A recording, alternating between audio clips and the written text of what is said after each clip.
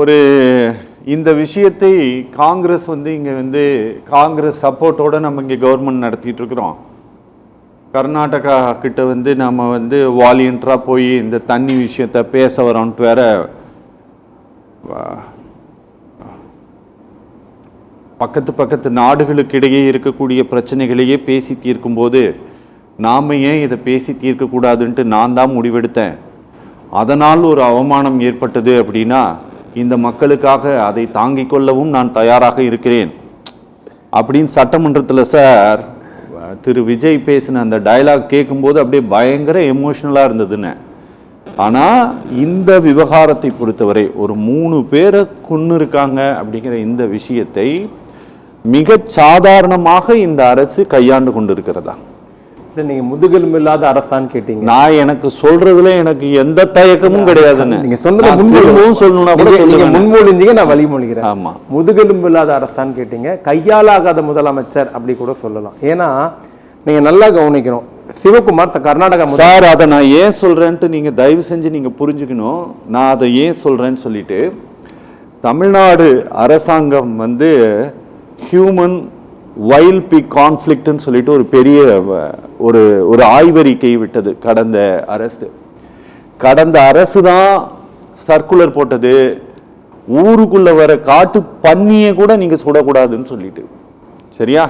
அப்படியாப்பட்ட ஒரு அரசு இது. அப்போ காட்டு பன்னியால 96 பேர் செத்து இருக்கிறான் தமிழ்நாட்டில். புலி அடிச்சு செத்தவன், யானை அடிச்சு செத்தவனோட பன்னி அடிச்சு செத்தவன் இந்த ஊர்ல ஜாஸ்தி இருக்கிறான். ஆனா பன்னியை கூட சுடக்கூடாதுங்கிறாங்க. அப்போ ஒரு 3 மனிதர்களை சுட்டு கொண்டு இருக்கிறாங்க. அதை இந்த அரசு மெத்தனமாக கையாள்வதால் நான் திரும்பவும் சொல்கிறேன், எப்பொழுதெல்லாம் தமிழ்நாட்டில் பலவீனமான அரசுகள் இருக்கிறதோ, எப்பொழுதெல்லாம் நான் இந்த நாட்டை பலவீனமான முதலமைச்சர்கள் நிர்வாகம் செய்திருக்கிறார்களோ, அப்பொழுதெல்லாம் இது போன்ற படுகொலைகள் அண்டை மாநிலத்தில் தமிழன் தன் உயிரை இழந்திருக்கிறான். அது ஆந்திராவில் நடைபெற்ற படுகொலை, திருப்பதி வனப்பகுதியில் நடைபெற்ற படுகொலையாக இருந்தாலும், அல்லது கடந்த 15ஆம் தேதி நடைபெற்ற சாம்ராஜ் நகர் வனப்பகுதியில் நடைபெற்ற படுகொலையாக இருந்தாலும், அங்கே இருக்கிற அதிகாரிகளுக்கு நம்முடைய முதலமைச்சர் மீது ஒரு பயமோ, இந்த அரசாங்கத்தின் மீது இந்த அரசாங்கம் சீறி எழும், கண்டனம் தெரிவிக்கும், அல்லது பாயும், நீதிமன்றத்தை நாடும், நம் மீது வழக்கு பாயும் அப்படின்ற எந்த அச்சமும் இல்லாத பொழுதுதான் அப்பாவியுடைய 3 உயிர்கள் குண்டுகள் துளைத்திருக்கிறது. நீங்க நல்லா கவனிக்கணும், இங்கே இவர் அமோக வெற்றி பெற்றவர் அல்ல, பெரும்பான்மை பெற்றவரும் அல்ல, எண்ணிக்கையின் அடிப்படையில் 108 பெற்றவர். இவர் இன்றைய ஆட்சி, இவருடைய சக்கரம் சுழணும், ஆட்சி என்ற சக்கரம் சுழணும்னா இவருக்கு 4 கட்சி ஆதரவு இல்லாமல் இவரால் கோட்டையிலே உட்காரவே முடியாது. அதில் பிரதானமாக கட்சியா இருக்கிறது காங்கிரஸ். எப்போது காங்கிரசுடைய ஆதரவை பெற்று மரியாதைக்குரிய தமிழ்நாட்டின் முதலமைச்சர் ரீல்ஸ் மன்னன் விஜய் முதலமைச்சராக வந்தாரோ, அப்பொழுது முதல் இன்று வரையில் காங்கிரஸ் என்றாலே ஒரு சாஃப்ட் காரரை தான் இவர் அதே ஒரு பழக்கமா வச்சிட்டு இருக்காரு. உதாரணம் வேணுமா? எங்கள் மாநிலத்தில் 6 அணைகளும் காய்ந்து போயிருக்கிறது. எங்களுக்கு குடிநீருக்கே பற்றாக்குறையாக இருக்கிறது. பெங்களூருக்கு அடுத்த 1 வாரத்துக்கு தான் தண்ணி இருக்கு, என்னால் தமிழ்நாட்டுக்கு தண்ணி தர முடியாதுன்னு சிவகுமார் சொன்னார். அப்படி இவர் போவார், ஒரு அமைச்சர் சொன்னார், இன்னும் முதலமைச்சர் முடிவு பண்ணணும்னாரு. அது போட்ட பத்தி அரசு தான் அறிவிக்கும். 4 அமைச்சர் 4 விதமா சொன்னாங்க. கர்நாடக முதலமைச்சர் சொன்னார், நீங்க பெங்களூர் வாங்க, என்னுடைய ஹெலிகாப்டரை ஏற்பாடு பண்ணி தர, நீங்க 6 அணையை சுத்தி பாருங்க, காஞ்சி போயிருவோம், தண்ணி தர முடியாதுன்னாங்க. திடீர்னு போனது கேன்சல் ஆயிடுச்சு. ஒரு ரீல்ஸ் விட்டாங்க தெரியுமா? அதான் சகிக்கவே முடியாம இருக்கிறது. இவர் பேச்சுவார்த்தை நடந்து, ஏங்க போறீங்க, போவாதீங்க.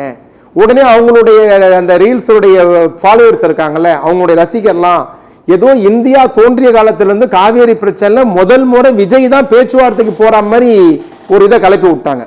ஐயா, காமராஜர் போய் நிஜலிங்கப்பாவோட பேச்சுவார்த்தை நடத்திருக்காரு. அண்ணா சொல்லி கலைஞர் பொதுப்பணித்துறை அமைச்சராக இருக்கிற போது பேச்சுவார்த்தை நடத்திருக்கிறாரு. கலைஞர் முதலமைச்சராய் பேச்சுவார்த்தை நடத்திருக்கிறார். எம்ஜிஆர் குண்டுராவ் கூட பேச்சுவார்த்தை நடத்திருக்கிறார். KS பாட்டீல் கூட ஜெயலலிதா பேச்சுவார்த்தை நடத்திருக்காங்க. OPS கர்நாடகா போயிருக்கிறார். இத்தனை மூத்த முதலமைச்சர்கள் போய் செவி சாய்க்காத கர்நாடகா இவர் போனா தீந்துருமான்னு கேட்டோம். அப்புறம் அவரே நீங்க வராதீங்கன்ட்டார். இயற்கை எண்ணெய் மழையை கொட்டியது, டேம் ரம்பிச்சு.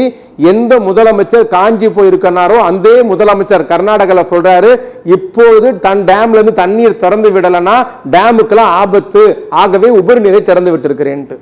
யார் வறண்டு போயிருச்சுனாரோ அவரை டேமுடைய பாதுகாப்பை கருதி தண்ணியை திறந்து விடுறேன்றார். இங்க இருக்கிற என்னங்க பண்ணணும்? உளுக்கி இருக்க வேணாம் சிவகுமார, அன்னைக்கு தண்ணி இல்லைன்னு என்ன ஹெலிகாப்டர்ல இருந்து பாருன்னு என்ன வர வேண்டான்னு.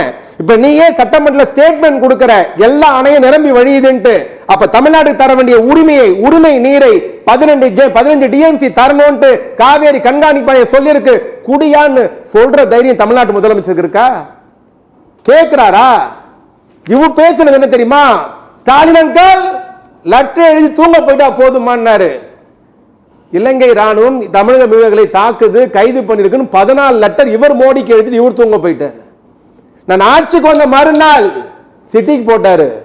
என்ன நடந்திருக்கு மறுநாள்? ஐயா நீங்க 3 பேரை சுட்டு கொன்னுட்டாங்க, நீங்க போவானாங்க? நீங்க போனா மக்கள் கூடிடுவாங்க. உங்க அதிகாரி, உங்க உள்துறை செயலாளர், உங்க தலைமை செயலாளர், பக்கத்து அந்த மாவட்டத்தை அந்த மாநிலத்தின் மாவட்டத்தை ஒட்டி இருக்கிற தமிழ்நாட்டு கலெக்டர் போயிருக்கலாமே, ஆய்வு பண்ணிருக்கலாமே, என்ன நடந்தது போய் தெரிஞ்சிட்டு இருக்கலாமே.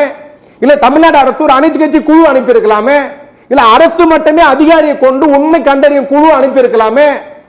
அடுத்த முறை தமிழ் மேல கை வைக்கிறதுக்கு அந்த அதிகாரி பயப்படுவான்ல. அதெல்லாம் யோசிக்கிறதுக்கோ செய்யறதுக்கோ தமிழ்நாட்டு முதலமைச்சருக்கு தைரியம் இருக்கா? ஏன் காவிரி பிரச்சனை பத்தி பேசினா ஜனநாயகம் ஓடாது கர்நாடகால. 3 தமிழர் பிரச்சனையை பத்தி பேசினா காங்கிரஸ் கோச்சிக்கும். ஒரு முதல்வன் படத்துல ரகுவரன் சொல்வார், யோ யார் மேலே கை வைக்காத, நான் உட்காந்து 4 நாற்காலி 4 பேருதுன்னு. அந்த மாதிரி படம் முதல்ல நடிச்ச கதாநாயகி மட்டும் இல்ல, ஆட்சி கூட படம் மாதிரி போயிட்டு இருக்கு. போன உயிரை பத்தி சார் 41 பேர் கரூர்ல செத்து போனாங்க, 4 மணி நேரம் கழிச்சு ட்வீட் போட்டீங்க.